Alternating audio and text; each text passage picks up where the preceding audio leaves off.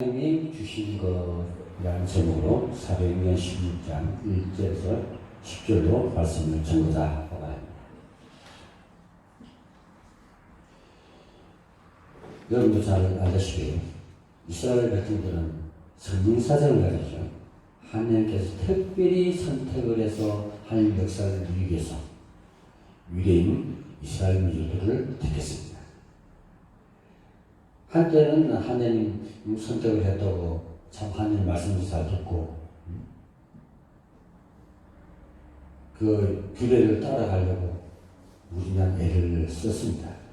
그런데 세월이 흐르고 역사가 지나가고 한 세대가 지나가고 하니까 감사를 잃어버리게 되고 또 잃어버리니까 불신앙에 빠지게 되고 우상숭배를 하게 되고 그러다 보니까 그들은 속국되고 노예되고 포로로 잡히고 분단되고 나라가 없어지는 그런 세계적으로 흩어져서 유리당하는 그런 인생들을 살았습니다.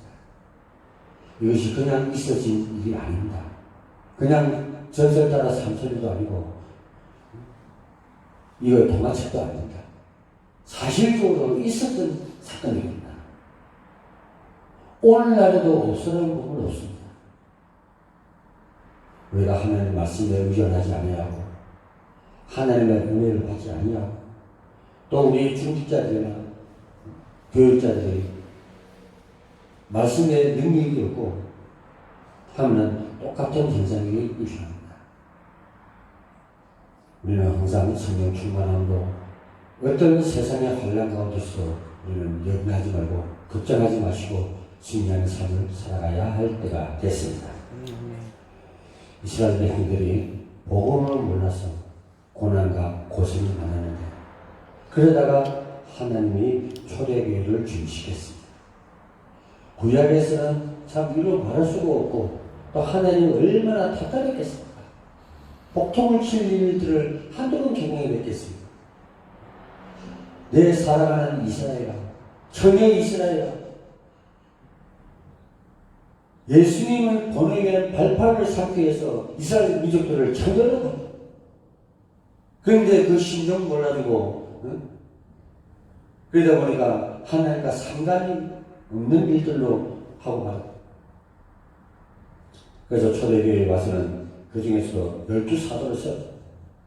그 중에서 이방 사도인 바울을 준비시키면서 역사가 시작되기 시작합니다. 바울에게 많은 고생들이 허락됐습니다. 태장도 받기도 하고 죽음을 경험하기도 하고 풍랑도 맞고 또 자기 민족인데 생명 위협을 당하고 또 이스라엘 민족 바울의 입장에서 볼 때는 이방입니다. 그런데 사울은 자기네 민족의 이름, 바울은 이방인의 이름. 그런데 그가 당대 엘리트인 그가 왜 예수님을 만났습니까? 여러 가지 생각할 수가 있습니다. 다시 말하면 극단적으로 얘기하면 우리가 선택받은 사람인데 사명을 주셨는데 우리가 사명을 감당하지 못하니까 다른 사람을 들어서 쓰시다는 얘기입니다. 다른 거 없습니다. 제자를 삼았는데 이 제자들이 제자를 하지 못해. 그렇기 때문에 이방인을 들어서서 하나님의 역사를 펴신다는 얘기입니다. 도대체 뭐가 부족하고 안 되었길래 그런 고생을 시켰을까요? 로마서 16장은 교회사에 있어서 아주 중요한 획을 그은 것으로 볼 수가 있습니다. 이스라엘 백성은 전도와 선교를 못 깨달아서 고난을 받았습니다. 자기네들만 구원받고 하늘나라 가면 그만이라 생각했어요. 저 사마리아 땅을 보이지도 않으니까. 그래서 예수님이 제자들을 사마리아 땅을 가는 걸 가지 말라 하고 예루살렘을 가라. 왜? 교회는 마찬가지입니다. 지금 현재를 얘기하면 기존 신자가 살아야만이 다른 사람을 살릴 수가 있습니다. 우리 교회 신도들이 다 죽었어. 정신도 안 돼가 있고 몸도 아프고 그럼도 못 걷고 그러면 어떻게 하냐? 세계교회가 살아야 옆에 이웃을 살릴 수가 있습니다. 그 얘기를 예수님께서 제자들에게 하는 얘기입니다. 바울도 하는 얘기입니다. 이러한 사건들이 하나님을 안타깝게 참 답답하다 하고 하신 것입니다. 하나님께서 어려움을 통해서 바울에게 알린 5가지가 있습니다. 첫째, 전도와 선교입니다. 그래서 사도행전은 보면은 구약 때 어려운 인물보다도 바울이 가장 하나님의 큰 역사를 맛본 사람, 큰 축복을 제일 많이 본 사람이 사도 바울. 첫째, 하늘의 역사로 인해서 눈까지 멀죠. 그러니까 만날 자를 만나니까 눈을 뜨게 되고 또 기도한 거 응답되죠. 가는 곳마다 예비된 자들을 만나는 축복을 허락하죠. 전도와 선교가 사도행전에서 이루어지고 또 최초로 교회가 마가다락방에서 생겨나죠. 이것이 하나님이 원하시고 당시에 예수님이 원하신 거예요. 교회가 세워져야 세상을 변화시킬 수가 있다. 거기서부터 마게도냐, 아시아 열 지역으로 교회가 퍼져나가다. 고린도 같은 우상이 시작한 것으로 교회가 세워지더라. 이스라엘 백성이 전도와 선교를 깨닫지 못해서 자기네들만 선교이고 다른 나라와 백성은 전부 다 이방인으로서 천리시 이렇게 모진이 같은 선민이 사정에 잡혀 있었다. 그러면 더 잘해야지 하느님이야. 내가 선택을 받았다면 안상호 같으면 하느님이 선택을 딱 해서 하면 얼마나 감사하겠어요. 그럼 더 잘하겠죠. 믿음도 더 성장하고. 그런데 그걸 이 바보들이 눈치를 못 채비야. 선택받으면 지금 무조건 구원받아서 하늘나라를 가두더라고. 세상 하늘나라도 안 보고 그걸 타고 휴거하고 그런 추상적인 삶을 살았다. 다른 민족을 보면 아주 천지시가 아주 기분 나쁘게 되어 있어요. 이러한 것은 전도와 선교가 이해가 안 됐기 때문에 하나님과 아무 상관되는 행동을 한 것입니다. 그러니까 역사는 깨지죠. 무엇 때문에 초대교회와 바울을 불러서 고생하게 했겠습니까? 전도, 선교 현장을 사실적으로 세상으로 보라고. 저 울부짖는 사람들을 보라고. 우상에 잡혀서 거부적되는 저들을 보라고. 저 죽어가는 사람들을 보라고. 전도 현장을 보여주고 있는 것입니다. 또 전도의 대상을 보게 하시고 하나님의 허락하신 것을 우리가 알아야 되는데 그때 그들을 몰랐다는 거예요. 그렇다면 전도와 선교는 무엇입니까? 여러분들 잘 아다시피 전도는 국내를 살리는다. 나라와 민족을. 선교는 뭐냐? 이방 나라. 사도행전 1.8절 세계를 살리는 것입니다. 이것이 이해가 안 되면 다른 것이 다 이해가 안 됩니다.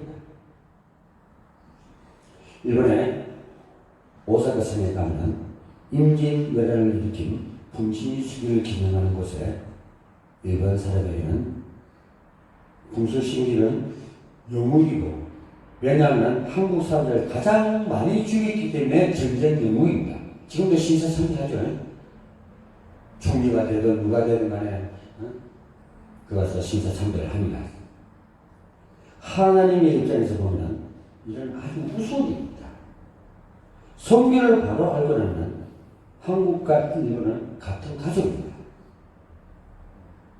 이스라엘은 나라가 생겼다고 고생만 했지만 왜냐하면 하나님께서 가장 좋은 것을 주시는데 이것을 모르고 가장 복음을 막는 나라가 있습니다. 지금도 유대인들 마찬가지입니다. 초림지로 온 예수님 인정 안 한다. 아직까지 안 했다고 생각해요. 이제 올 거라고 하루차라고 문자 그대로 그룹 타고 온다고 하루차라고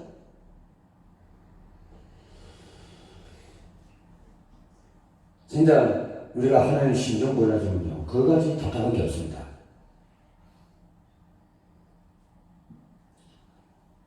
그의 모든 선교사들이 전도 선교가 이해가 안 된 상태에서 선교사로 나가고 보냅니다. 그리고 이해 안 해도 되는 것을 많이 배워서 내보냅니다. 그 나라 문화 물론 조금 알아야 된다. 또 정치, 경제, 문화를 알아야 된다. 그러나 더 중요한 건 내가 힘이 있어야 돼. 내가 복음으로 힘이 딱 있어야만이 그걸 가서 어려운 환경에서도 쓰러지지 않고 살아남을 수가 있어요. 나는 힘이 다 빠지는데 맨날 이론적인 거 배우고 가갖고 거기 딱 하니까 어려 딱 닥치니까 다 쉽대. 심지어는 선교사를 가서 아내와 남편이 다 죽어버려. 맞대. 그래서 우리의 가장 중요한 것은 그 나라 문화도 복지도 중요하지만 선교사가 선교사의 힘을 가져야만이 시도하지 않는다는 사실입니다. 선교학과 같은 곳은 대부분 공부 안 해도 되는 것을 공부하고 해야 할 것은 공부를 안 합니다. 뭘 하는가? 언어와 문화 쇼크 같은 그걸 가지고 나가서 살다 보면 해결된다고만 생각합니다. 그럼 전혀 틀리다는 말은 아닙니다. 알고 하는 것도 좋습니다. 그러나 정작 이것도 알아야 되지만 내가 힘을 길러서 가야 된다. 저도 그 필리핀 선교사들 몇 분 도와주고 저 대만에 있는 사람, 저 러시아 선교사들 내가 몇 분 도와준 적이 있어요. 무서워. 그런데 그들이 하나같이 말하는 한국의 선교사 훈련에서 배워서 거기 가서 적용시킬 수가 없다. 차라리 내가 한 수십억 있으면요 복지 선교사면 돼요. 그러면 살아남아요. 다 좋아하니까. 그런데 돈도 없고 실력도 없고 그래갖고 다 하니까 나중에 성교비까지 잘리지. 그러니까 다 실패. 내가 돈이 엄청 많던가 안 그러면 힘이 있어서 가든가 둘 중에 하나 아니면 실패한다.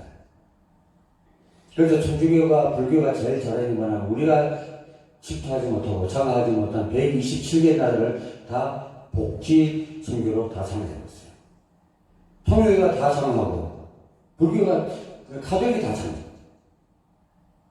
대통령이 나와서 어서 신청한다고 돈을 가져와서 복지를 한다. 모슬림 국가도 마찬가지입니다. 우리 기독교 들어가면은 예수 얘기하면 쫙 가지만은 통일교는 저 천주교가 들어가면 안 죽입니다. 오늘날 형태가 정말 복음이 아닌 벌칙이라도 이 복지 선교를 해야만이 살아난다는 얘기입니다.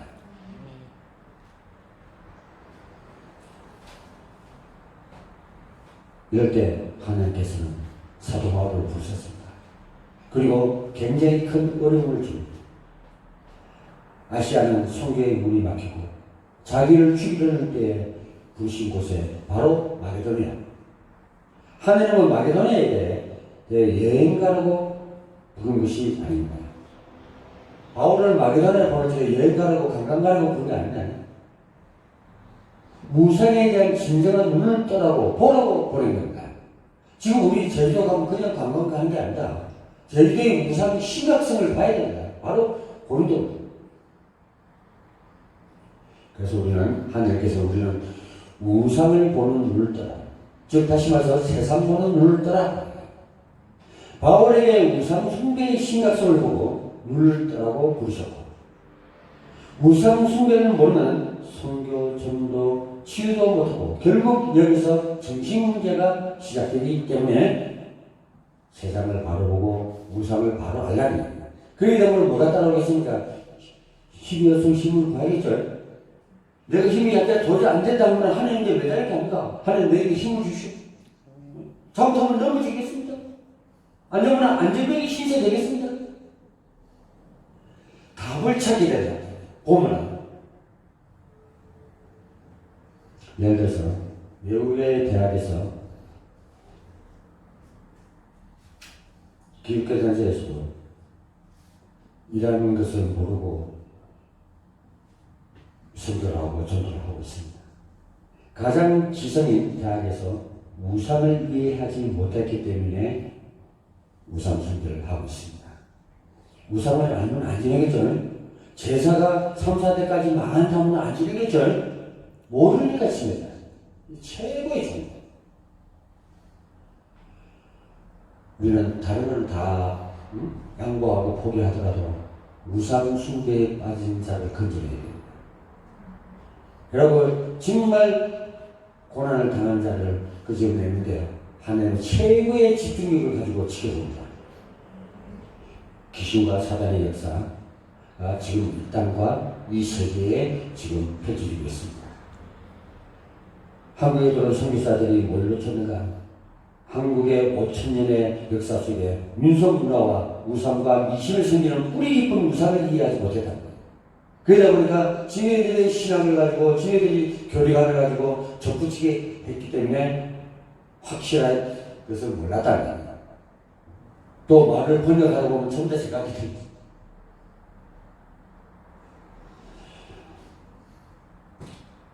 그들은 이 땅의 정서와 우상 문화를 전혀 이해하지 못한 데서 왔습니다. 그리고 하나님이 많은 제자들을 예배해 놨습니다. 이스라엘 민족이 전쟁이 일어나면 다 흩어지죠. 그러면 엘리트도 있고 조금 모자란 사람도 있고 막 있을 게 아닙니까? 그렇기 때문에 우리는 충성된 자, 예배된 자, 엘리트들을 승리한 자를 찾아야 됩니다. 지금도 갈급해서 방황하는 자들이 많습니다. 그들은 누군가 하나 제대로 예수님 그리스도라고 모든 문제의 해결자가 예수다. 내가 만난 예수 그리스도를 바로 생각하게 되면 그들은 하나님을 믿게 되어 있습니다. 그래서 사도행전 12장 12절 14절에 보면 제자 보는 사람이 없고 제자를 찾아내는 사람이 없다고 했습니다. 우리는 제자를 양육시키고 성장시켜야 됩니다.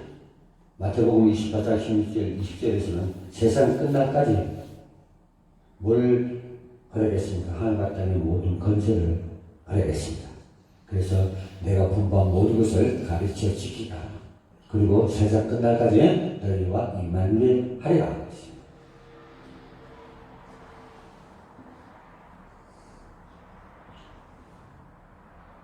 우리가 하나님 것을 이룰 역사가 많은데 우리가 이루지 못한다는 얘기입니다. 감당치를 못한다. 13절에서는 진리의 성령이 오십니다. 자기가 다 끊기고 오직 듣는 것을 말하고 장래의 일을 너희에게 알리라. 14절에서는 오직 성령으로 영감을 나타내고 너희에게 알게 하겠다고 하나님께서 말씀하십니다.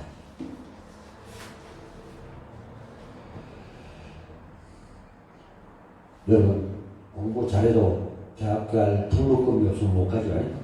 또 어떤 분들은 막 이 사무실까지 해가면서 아르바이트 해가면서 대학 등록금 마련하고 그럽니다.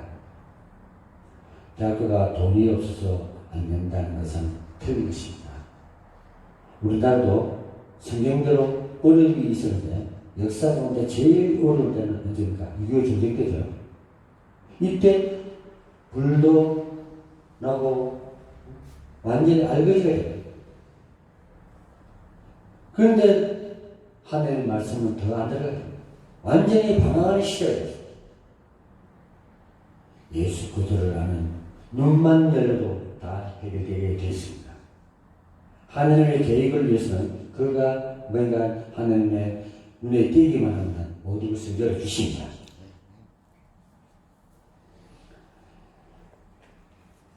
전 세계 전도제들이 깔리는데도 우리가 못 보는 것입니다. 이것이 문제입니다. 젊은 청년들이 이 눈을 떠야 특히 전도자들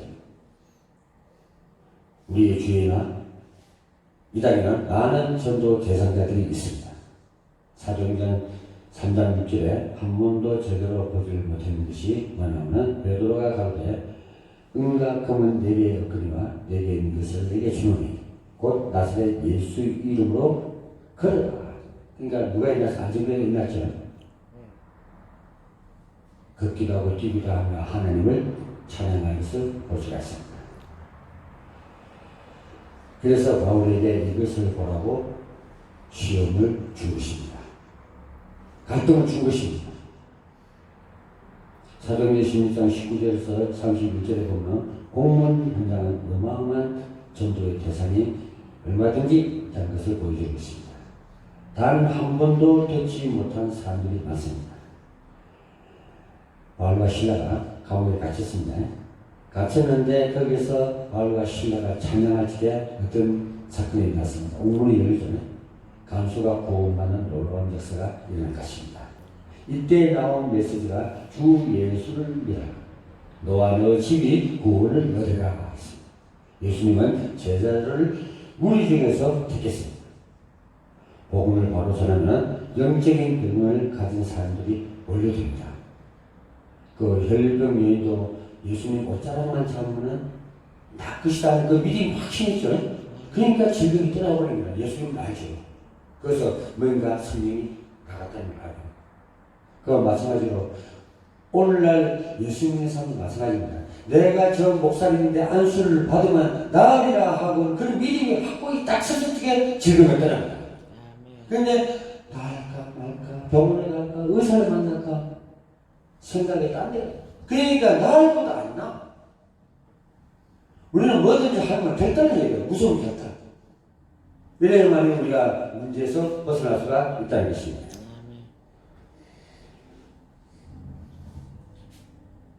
사도행전 10권 9장이 열리게 됩니다.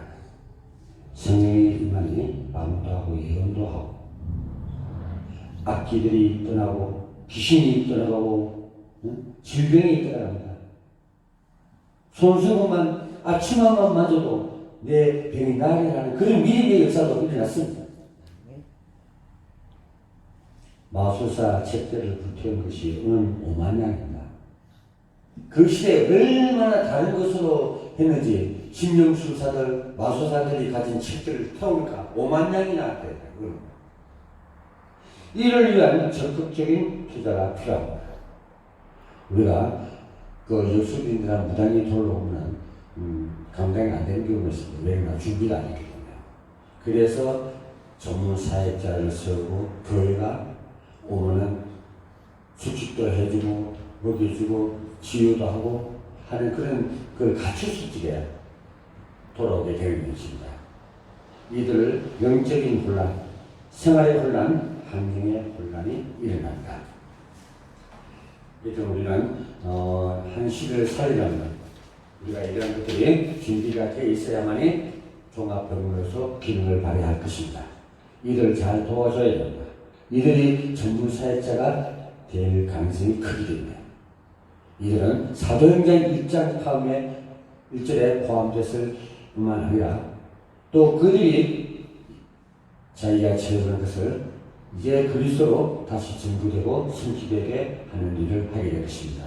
우리는 이 사역을 위해서 조금만 갈등이 있다 하더라도 어려움이 있다 하더라도 교회는 준비해 놓으면 하나님께서 크게 큰 역사를 이뤄서 이끌어 가실 줄로 주 예수 이름으로 믿으시길 당부드리겠습니다. 아멘. 기도하겠습니다. 하나님 아버지